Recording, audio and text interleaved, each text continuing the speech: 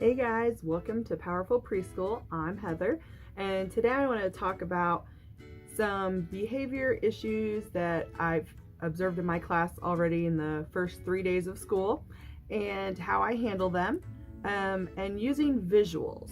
Visuals work so well with behavior problems, children that are ELL students or just need that extra help in seeing, visualizing what it is you want from them. I am a very visual learner, so you can tell me 10 times how to do something, and until I see it, it doesn't really make sense to me. So that's why I try really hard to create visuals for just about everything that we do.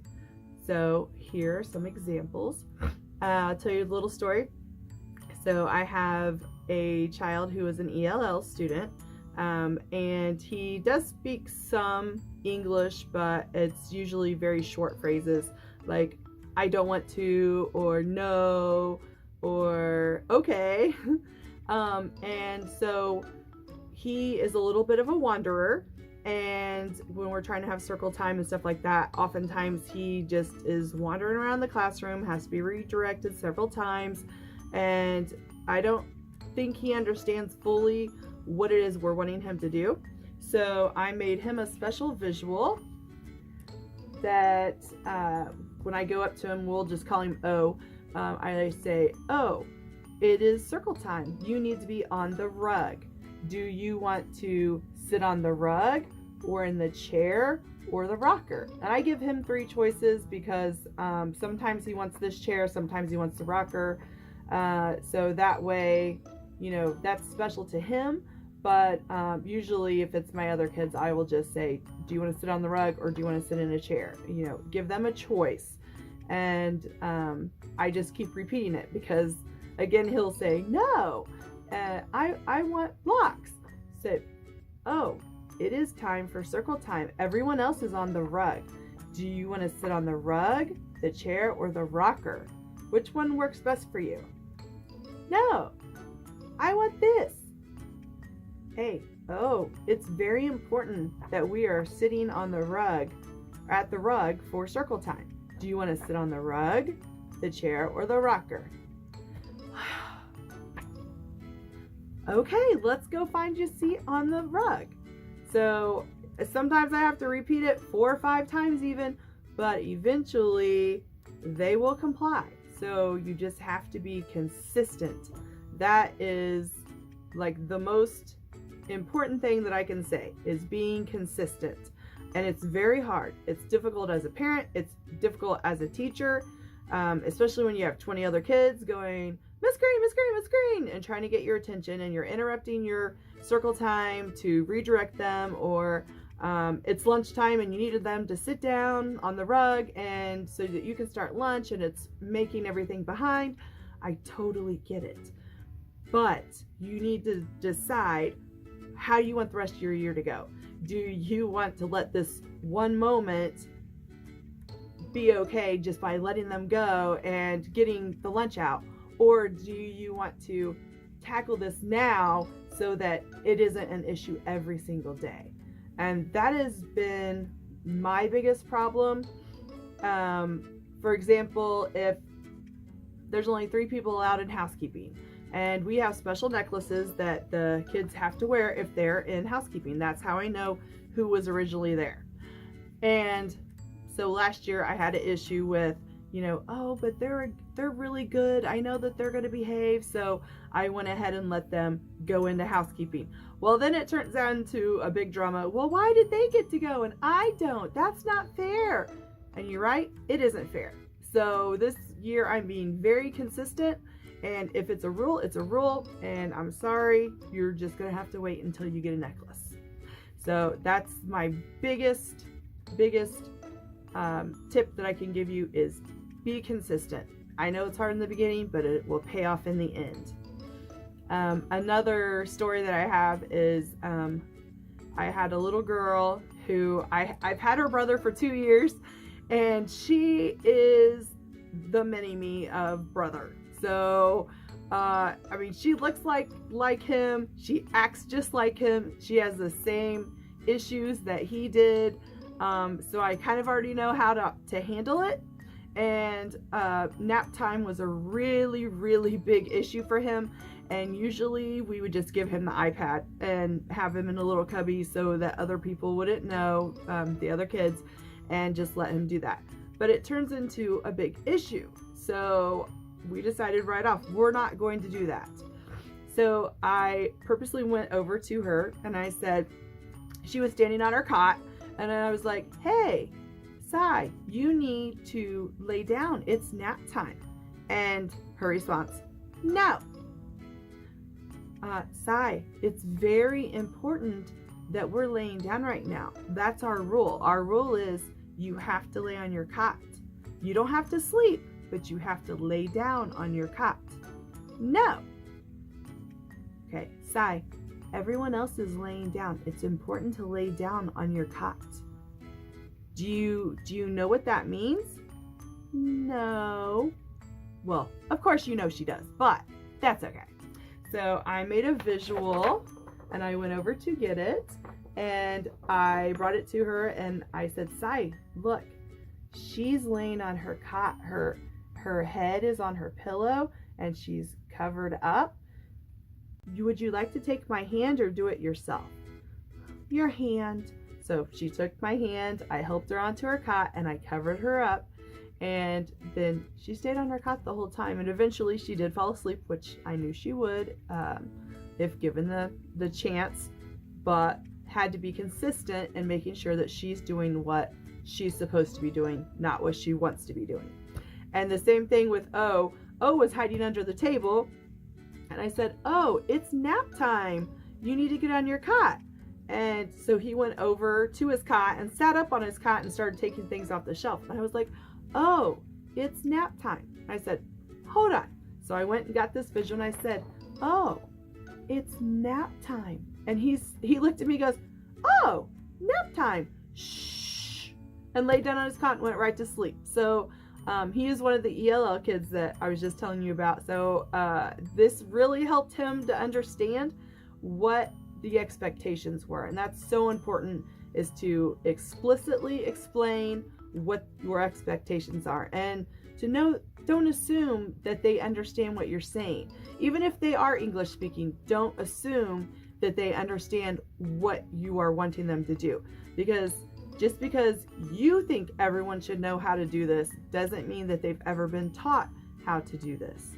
So another good example of being consistent and using visuals for your expectations. Now, I was requested to help another teacher who's having a lot of trouble with two little girls. They're best friends. They are ELL students, but they cry like all day long. They cry. They sit by each other, and but one minute they'll be happy, or at least not crying, and the next minute they will cry for like no reason at all. And it's very disrupting to the class, and I know from experience that it makes the day so much longer. So I went and made her class some visuals that she will start using tomorrow. So hopefully they're going to work out well, and I'll let you know how they went. But I took pictures of the girls, and I like to use real pictures whenever possible, especially of the kids. So I will use my visuals from last year until I can take pictures of my own kids this year, and then I replace them. That way they really don't have an option of I don't know what you're talking about. This is the picture of you doing what I want you to do. So it really helps too. So I took a picture of the girls, and they're just sitting in circle time, and they're not crying or anything. And I put a smiley face by it. So this is what we want. And then this was a picture just a few minutes later of them crying for absolutely no reason. I was in there and took a picture of it and then put a sad face. So when they start crying for no reason, we could say, oh no, you're safe. You are safe. We love you. It's okay. it's time to be quiet. So, and in case you're wondering, yes, our program does conscious discipline. I love the program.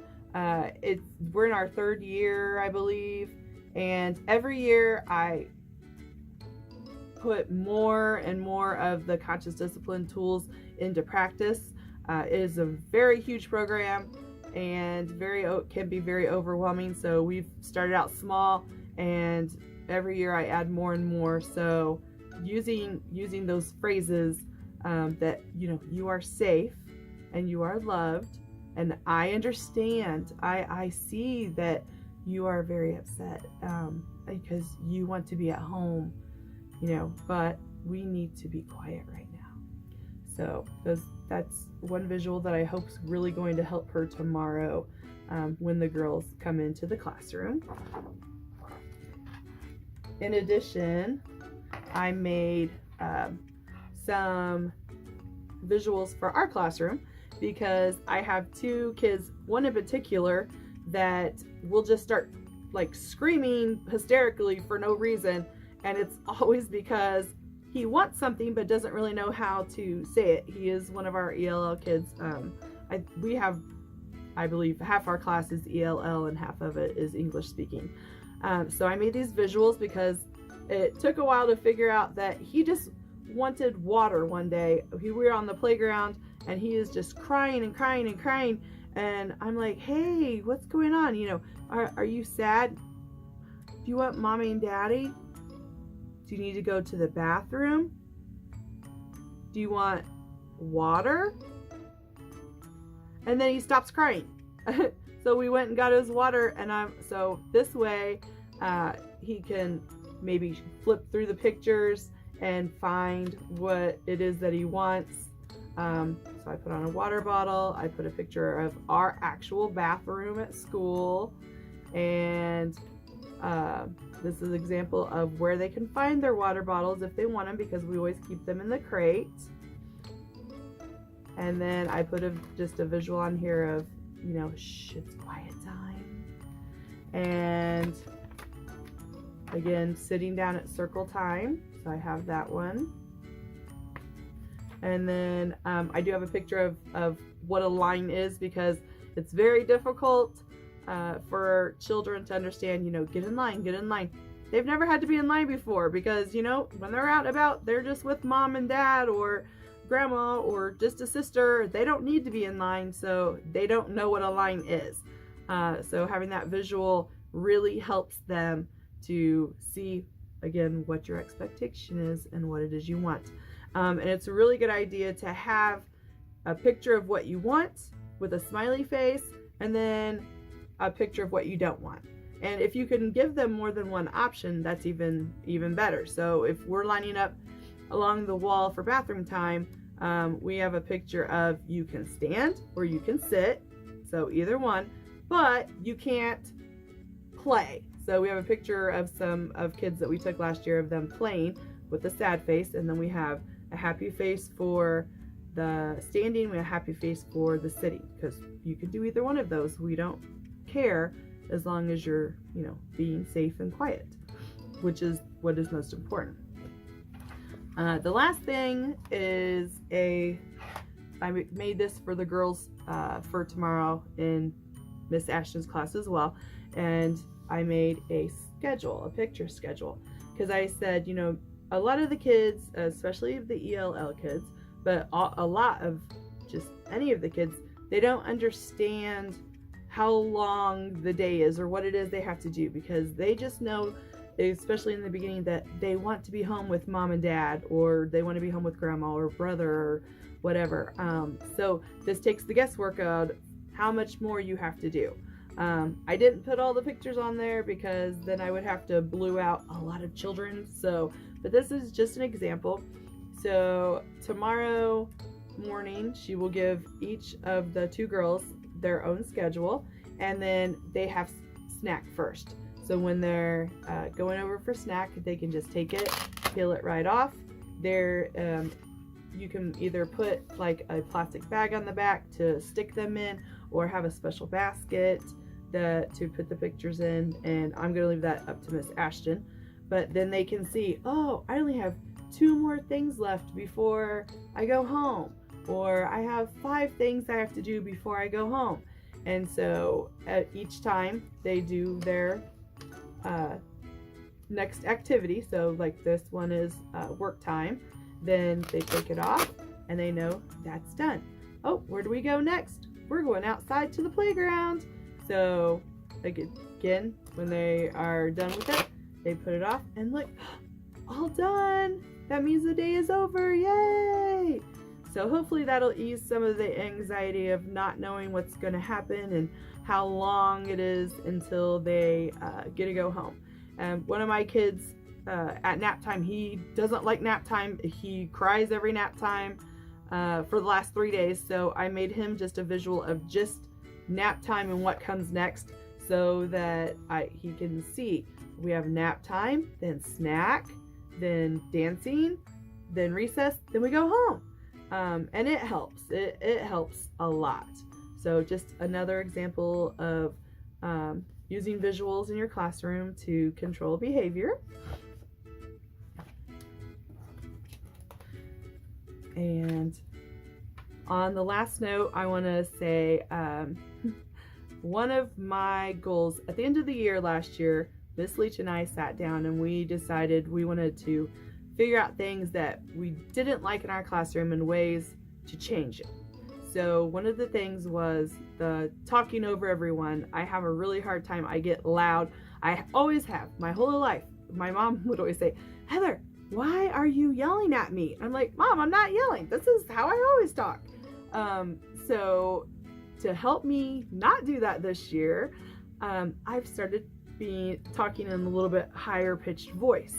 So it'll be like, Sai, Sai, it's time to sit down right now. Let's go find a seat. Or let's see, class, everyone sit down. It's time for story time. Because if I'm talking in a voice like this, then it's really hard to yell. And it really has made a difference. I feel like the classroom is a lot calmer and just more enjoyable, and the kids aren't trying to yell over each other either. So far, it's really helping. If you have any suggestions of, visuals that you use in your classroom or how you use them, or any tricks that you use in the classroom to help you achieve whatever your goal is, leave them in the comments. I would love to hear about it. It also helps with some ideas for what I video next. So please leave comments. I love to read them. Also give us a big thumbs up if you think visuals might help you in your classroom. And don't forget to subscribe to our channel so that you will know whenever we have a video. That's all for now. Everyone remember, stay powerful because you make a difference.